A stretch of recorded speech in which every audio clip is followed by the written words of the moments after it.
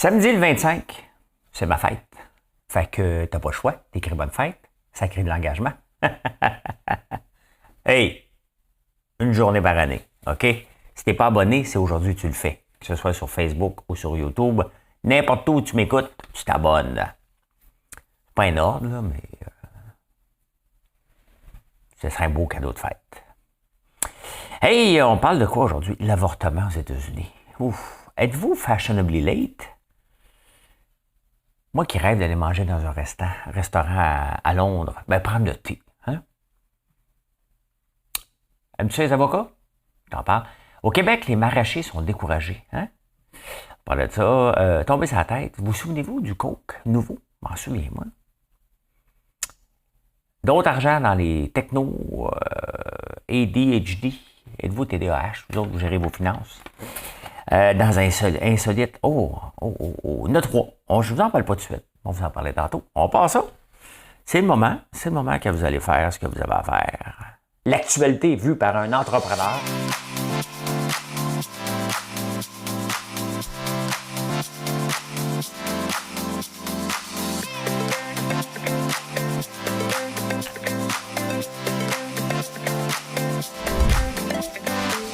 Ça bulle, parce que des fois j'ai des bulles, mais ça bulle.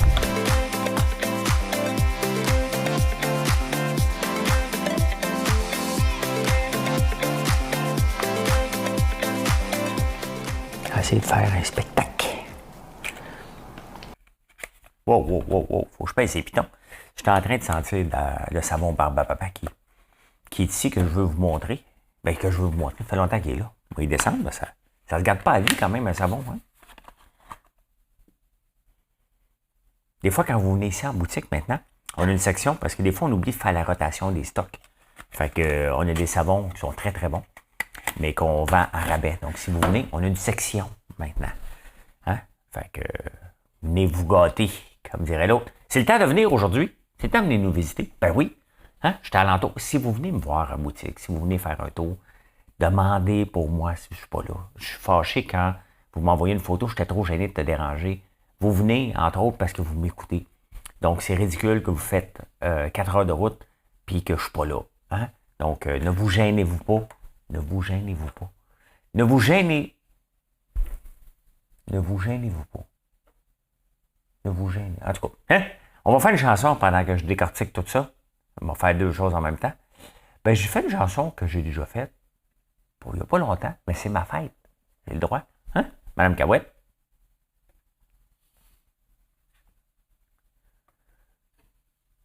Je me souviens d'un arbre, je me souviens du vent, de ces rumeurs de vagues au bout de l'océan.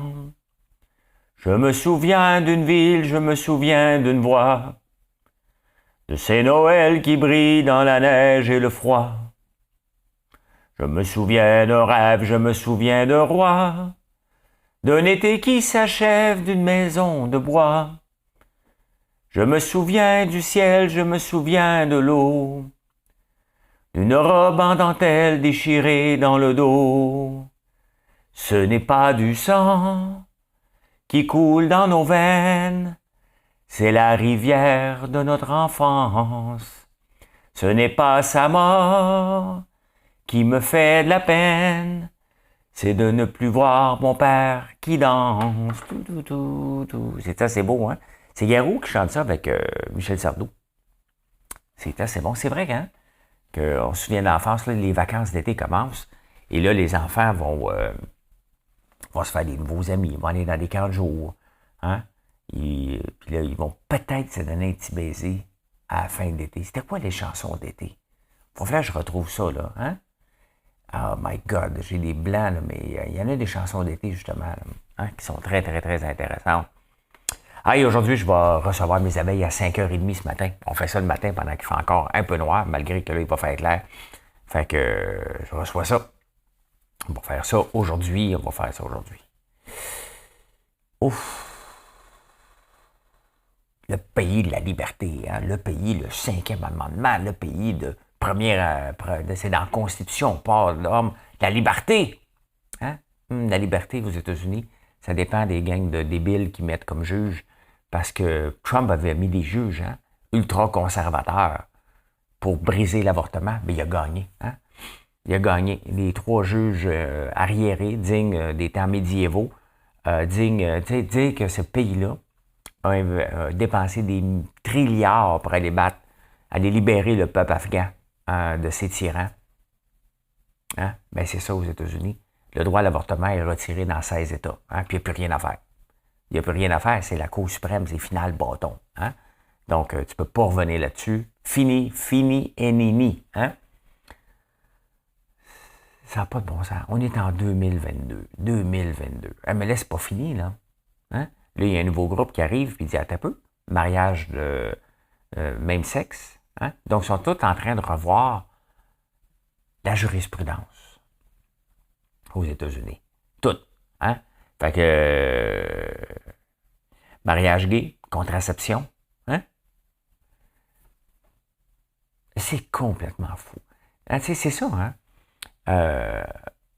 On ne devrait pas choisir des juges sur leurs convictions. On devrait choisir des juges sur l'application de la loi, point final. Hein? Et la maudite jurisprudence, c'est ça que ça donne. Hein? Tu le mets dans la loi, point final.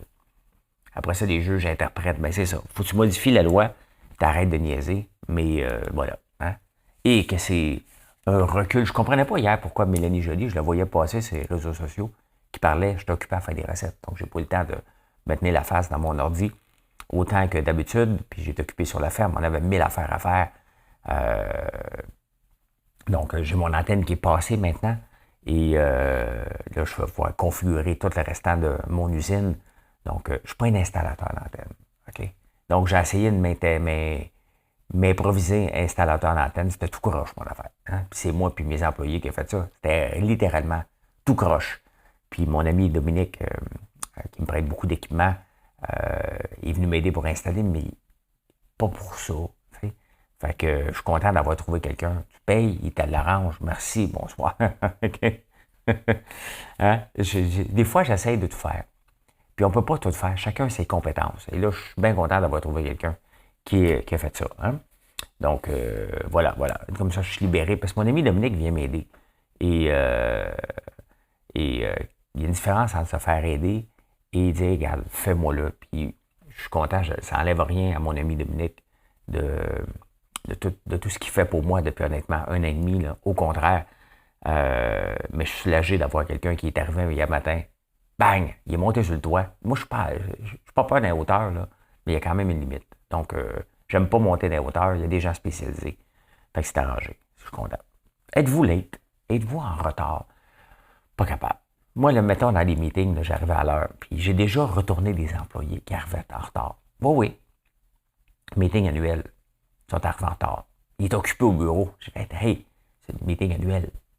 Ton boss te dit qu'il y a un meeting, tu viens. Hein? Puis je les ai tous retournés, ils s'en souviennent. Je pense qu'ils vont s'en souvenir pour le restant de leur jour d'arriver en retard, sans aucune raison. Ben, avec Zoom, la beauté avec les meetings virtuels, tu peux plus arriver fashionably late. Hein? Ah, excuse-moi, je suis occupé parce que je jasais. Non, t'as un meeting à 2 heures, t'as un meeting à 2 heures. Hein? Fait que ça a réglé beaucoup de fashionably late. Moi, honnêtement, le principe de fashionably late, là, moi, là, c'est 92 secondes. Hein? Fait que non, il n'y a plus de fashionably late avec les Zooms. Donc, tu te présentes à l'heure, sinon, ben, that's it. Hein? Et en parlant de fashionably late, ça n'a pas de lien, mais dans ma tête, ils viennent d'en avoir un. C'est que c'était la première d'Annie cette semaine. Ils ont pogné la COVID. Fait que Annie est retardée. Hein? Fait que je vais manquer la première d'Annie que je devais aller voir le 28. Pour une fois, je sortais, tabarnouche. Hein? Hey, moi, je rêve, dans mon bucket list, c'est d'aller prendre le thé à Londres. Pourquoi? Parce que c'est juste comme un fantasme, hein? Juste pour être déçu après. Mais je rêve d'aller prendre le thé à Londres. Hein? Vraiment, là. Ou aller à la chasse à courre. Mais ça, je l'ai déjà fait, la chasse à courre. La chasse à courre, c'est des faisans. On lance des faisans, pas pour ça, les chiens vont les ramasser. Je l'ai fait ici, mais je n'étais pas habillé en conséquence. Là, je vais être habillé comme un British. Hein? Hein? Ils me font triper, British. Pourtant, je suis sûr que je les trouverais plates, là, mais ils me font triper avec leur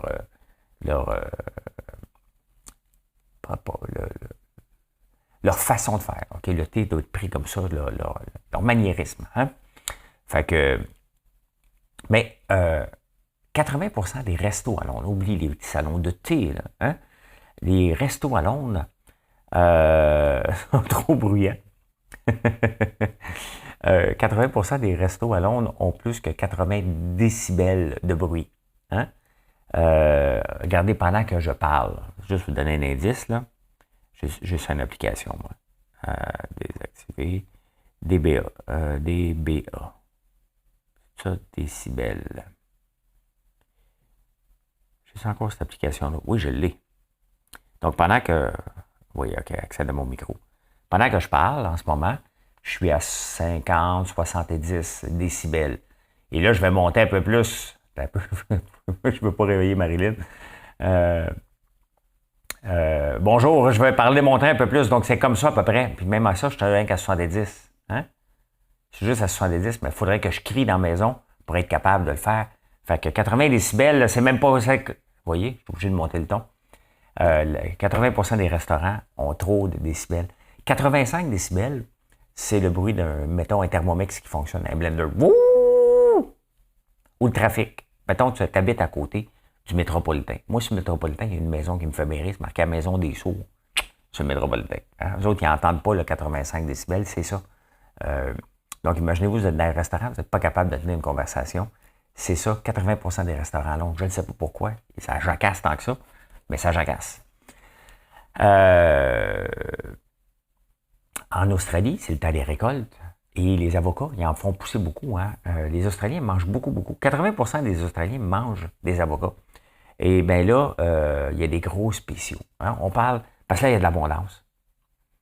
Hein? On parle de pénurie de bouffe, on parle de tout ça, mais là, quand les récoltes vont bien, ça va bien. Et 80%, en ce moment, tu peux acheter. J'ai vu ça. Hein?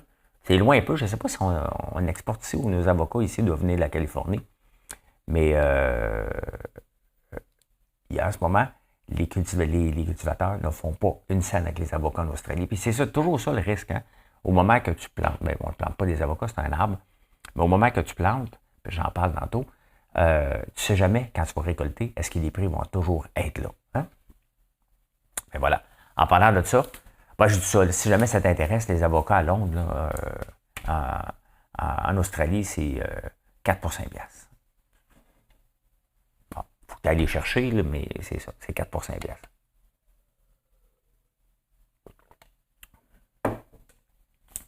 J'aime ça, les avocats. Il y a le gros trend des avocados toast, là, mais voilà. Dans la presse, ce matin, il y a un article sur les maraîchers qui sont découragés. Hein, parce qu'on vient de parler de cette semaine des producteurs de lait qui ont eu une augmentation de 2 cents le litre. Pas beaucoup, mais un petit peu plus. Eux autres sont protégés parce qu'ils font leurs dépenses en fonction de leurs revenus. Comment les producteurs de lait font leurs revenus?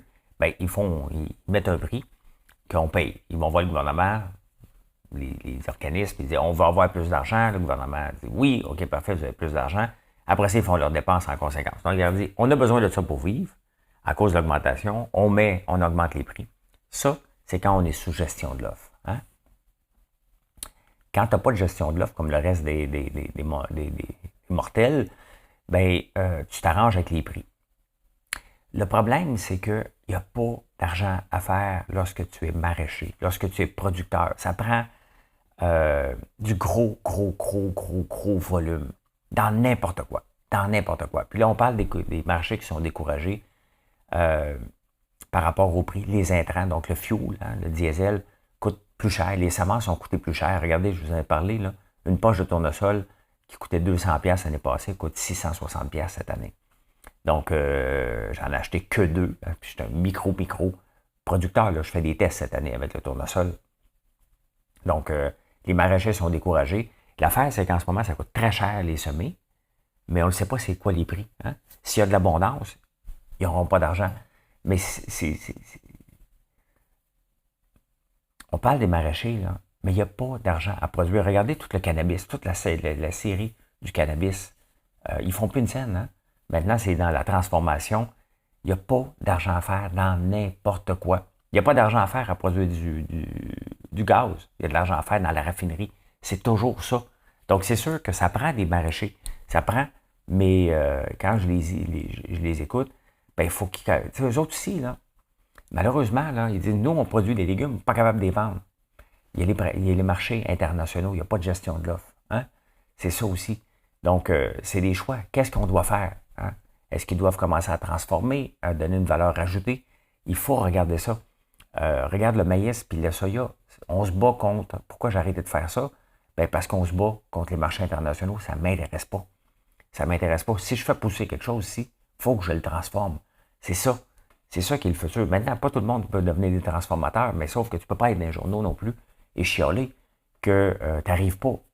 C'est de l'entrepreneuriat. Hein? C'est pas juste les légumes, c'est n'importe quoi.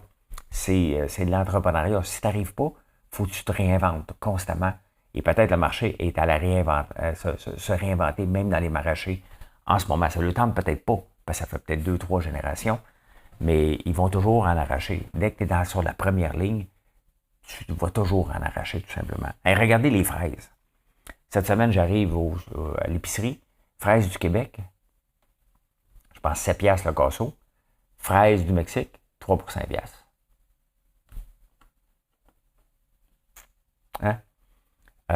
C'est sûr qu'ici, on dit, ben regarde, on a des coûts qui sont différents du Mexique. Ben, c'est bien évident, mais c'est un choix aussi. Quel légumes tu vas faire pousser que tu ne seras pas dépendant du Mexique, hein, ou des États-Unis? Il faut se poser comme question, il faut se réinventer constamment. Hein? Je parle d'ail. Ben, de l'ail, si je le vends sur les marchés, l'ail blanc, je n'ai pas d'avantage. Je suis comparé à l'ail de la Chine, tout simplement. Si je le transforme, là, OK, j'ai une valeur ajoutée. Regardez, hier, on a récolté la fleur d'ail, on va la transformer en pesto. C'est comme ça, il faut donner chacune des valeurs à chacun des morceaux qu'on a pour faire différent. Je ne suis pas un génie, là, loin de là. Je regarde juste de faire différemment à chaque fois. Toujours se différencier. C'est ça qui a fait ma recette, si on veut, gagnante depuis le début, de toujours regarder qu'est-ce qui fait, comment je peux faire différemment. C'est ça qu'il faut faire, puis même pour les maraîchers, c'est la même chose, tout simplement. Hein? Êtes-vous tombé sur la tête? Vous souvenez-vous, en 1985, qu'est-ce qui se passait en 1985? Je vais vous le dire, moi, qu'est-ce qui se passait. En 1984, je finis le secondaire, je me ramasse au cégep. Oh, pareil, je pars du Fondran ici, j'arrive en ville. Il y a des gens, il y a des belles gens. Oh, beaucoup de party. Mais pendant que je faisais beaucoup de party, je prenais du rum and coke. Hein? Puis Coke a décidé, lui, attends un peu, on va changer la recette centenaire pour une nouvelle recette parce qu'il avait fait des tests de goût. Puis les gens disaient, c'était bon. T'sais. Ça revient à dire, c'est pas pire. Mettons, tu as une idée d'entreprise, puis tu dis, hey, qu'est-ce que tu penses de ça? Hein? Qu'est-ce que tu penses de mon lipstick? Oh, c'est pas pire. Oh, attention. Quand on dit c'est pas pire, c'est parce que c'est pas bon. Hein? Fait que c'est ce qui est arrivé avec le Coke. Faire des études de marché. Comment une entreprise, il fallait avoir une bulle au cerveau solide que Coca-Cola change sa recette de centenaire, celle qui l'a rendue là, pour dire on scrape ça, on en fait une nouvelle. Bien, ils sont obligés de revenir. Ça s'appelle encore aujourd'hui 85, donc 85, ça fait 40 ans de ça. Donc, presque 40 ans. Maintenant, ça s'appelle encore le Coca-Cola classique. Il fallait le faire. Hein? Vraiment de changer une recette. Et les gens ont dit no way qu'on veut ça.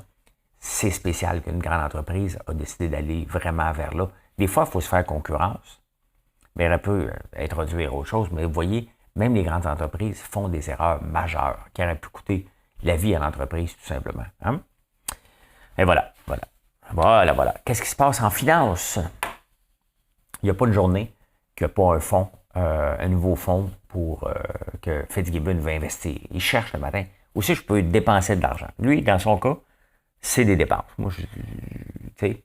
Et là, il y a un nouveau fonds pour la techno. La techno va moins bien. On va mettre 20 millions, on va créer des technos. Hein? Tu sais, honnêtement, je regarde, mettons, comme Guy Laliberté là-dedans. Hein? Tu sais, il est prêt à investir. Sauf que je regarde Guy Laliberté maintenant, le DJ, aller sur Instagram qui parle avec ses grenouilles. Il a le droit d'avoir son style, là, mais je ne donnerai pas une scène pour investir. Là. Pas parce qu'il a réussi le Cirque du Soleil qu'il est capable de réussir encore autre chose. Là, hein? Il est plus dans son trip de DJ. C'est bien correct qu'il a le droit. Là, hein? Il a parfaitement le droit. Je ne sais pas s'il est bon ou pas bon. Je sais qu'il n'est pas suivi beaucoup sur les réseaux sociaux. Là. Quand même, t'es Guy la Liberté, là. T'es riche à craquer, t'as un style de vie spécial et t'es pas capable d'avoir plus que... Un peu, hein? Guy la Liberté. Il y a 16 000 personnes qui suivent ces réseaux sociaux. C'est pas fort, hein? C'est pas fort. Bon, et il a réussi, il a de l'argent. Donc, mais il reste que aider des fonds, aider des entreprises tout le temps. Et ça commence à être de l'interventionniste solide, là. Il y a quand même des limites à être interventionniste dans tout. Ces élections. C'est juste qu'on n'a même pas commencé les élections encore avec les annonces. On n'est pas sorti du bois. Êtes-vous TDAH? Moi, je le suis. Et une des choses qui est dangereuse pour les TDAH, c'est la gestion des finances. Hein? On parle souvent que hey, t'es désorganisé, t'es drôle, t'es hyperactif. On le voit souvent comme des possibles, voyons, j'ai une couette, possibles qualités, hein, même si ça n'en est pas. On est capable d'accomplir bien des affaires. Quand on est passionné, on est vraiment passionné. Le problème, c'est que techniquement, la plupart des gens qui sont TDA ont de la misère à gérer leurs finances. 65% des gens vont aller faire, entre autres, l'épicerie, et ça va être tout croche. Ils vont acheter des choses impulsives, ils vont avoir de la misère à gérer leur budget. Et c'est une chose quand même qui est les TDA. Il y a beaucoup de gens, des hommes d'affaires, des femmes d'affaires, des entrepreneurs, on va les appeler, qui réussissent beaucoup. Mais on a tendance à se penser invincible. Je vais me mettre à côté parce que je ne fais pas partie de cette statistique-là de se penser invincible. Au contraire, j'ai la chienne à tous les jours. Et c'est un élément de survie plus de mon côté. Cette peur-là, cette anxiété-là me pousse à m'améliorer à chaque jour, à me re-questionner à chaque jour, à vous gagner votre cœur à chaque jour. Mais il reste que, statistiquement, la plupart des TDA vont avoir de la misère. Puis souvent, ils vont lancer des entreprises lancées, puis ça va bien aller, puis à un moment donné, ils deviennent le goût du risque hein, qui est là.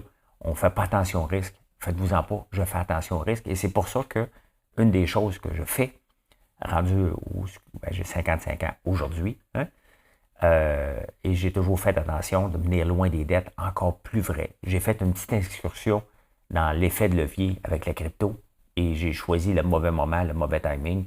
Donc, je me suis pété à la gueule, hein, tout simplement. Et ça continue de tomber à crypto tous les jours. Qu'est-ce qui se passe aujourd'hui?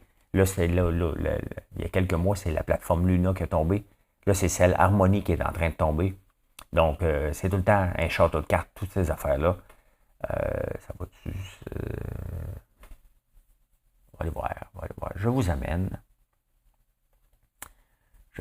Qu'est-ce qui se passe ici? Le Bitcoin qui monte à 21 000. Shiba qui monte, tiens. Hein? Peut-être Shiba va être mon sauveur à long terme. Là, c'est lui qui dégringole, Harmony. Donc, monte puis descend. Hein? Fait que c'est tout croche.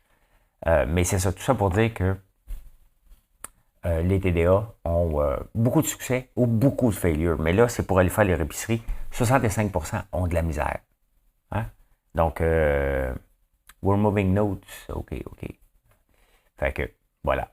Il faut faire attention. Et c'est ce que je fais à chaque jour. Je fais attention à vous constamment parce que vous êtes le succès de mon entreprise, tout simplement. Et il faut en être conscient. Donc, moi, quand je vois, tu sais, la confiance en l'affaire et l'arrogance, la ligne est très mince. Et moi, je suis plus du côté confiant, travaillant, hein, que confiant, arrogant pour dire, regardez, je m'en vais là. Non, il faut toujours se renouveler et vous respecter. Il y a beaucoup d'entrepreneurs qui, malheureusement, pensent vous respecter, mais ne le font pas. Et c'est souvent le cas de leurs insuccès. Hein? Pourquoi qu'on est capable de vendre ici beaucoup d'érables durant l'été? Parce que probablement, c'est le combat, ce que j'ai entrepris il y a 4 ans, c'est le combat d'une vie. Hein? De changer de mentalité qu'au Québec, l'érable, c'est à l'année. C'est plus qu'une canne. Et ça commence à rentrer. Hein? Ça commence. Honnêtement, cette semaine, ça a l'air de rien. Là. Mais le Super Soir à Grenville, c'est toute une victoire puis vous m'avez aidé là-dedans, il y a Sylvie là, qui est allée voir le propriétaire ou la gérante, je sais pas si c'est des corporatifs, puis qui a convaincu de prendre plus que nos popcorn, de prendre aussi nos beurres. On fait un test avec le Super Soir de Granville pour rentrer. C'est pas une petite chaîne, les Super Soirs, là. Donc, ils nous font une place avec l'érable. Honnêtement, c'est toute une victoire qu'on soit capable. Ça veut dire que la demande est peut-être là. Et peut-être que cette bataille-là, de ne pas avoir seulement des kiosques dans le temps des sucres, honnêtement, je vais me donner un peu de crédit de me battre à tous les jours, de vous en parler 4-5 fois par jour sur différentes plateformes, sur les produits d'érable et pourquoi qu'on devrait utiliser l'érable à l'année au détriment d'autres produits de sucre raffiné, comme le Mapo étendu, là, hein? Qui est bon pareil. Mais si vous avez le choix du beurre d'érable ou du Mapo étendu, hein? Là, vous cherchez en tabarnouche. Hein? Hey, insolite. À vous de la salive, vous autres, hein? Quand on a la bouche sec, hein? On boit de l'eau. On mange de la gomme.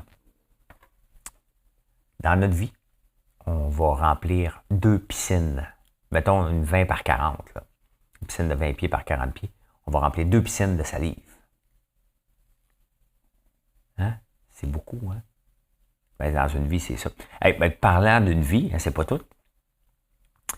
On perd de la peau, hein? Puis je vous ai déjà parlé de la poussière dans la maison. Presque 60% de la poussière dans la maison, c'est votre peau. Hein? Fait que quand tu échappes quelque chose pendant 3 secondes, là, puis ça fait crunchy un petit peu, là. Hein? Tu dis, il y a un peu de sable. Non.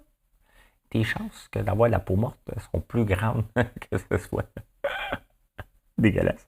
Mais la peau va se renouveler 900 fois dans ta vie. Hein? On regarde les serpents, eux autres, une fois par année. Ben, nous autres, c'est plusieurs fois par année que les morceaux de peau tombent, tout simplement. Hein, quand même. Hey, regardez ça, j'ai tombé sur une toilette, sur une nouvelle insolite. À Pittsburgh, dans les sous-sols, il y a des toilettes.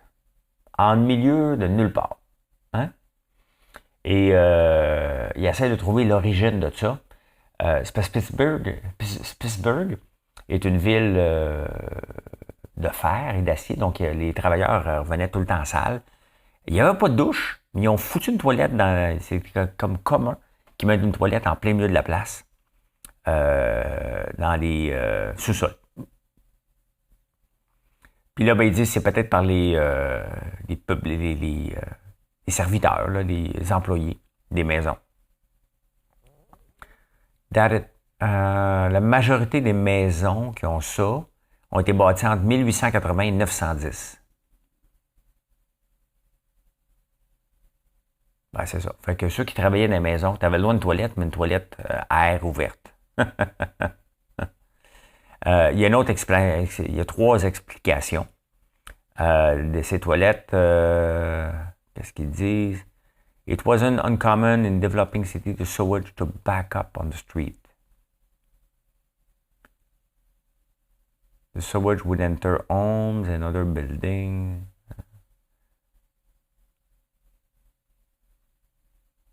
Bon, en tout cas, hein?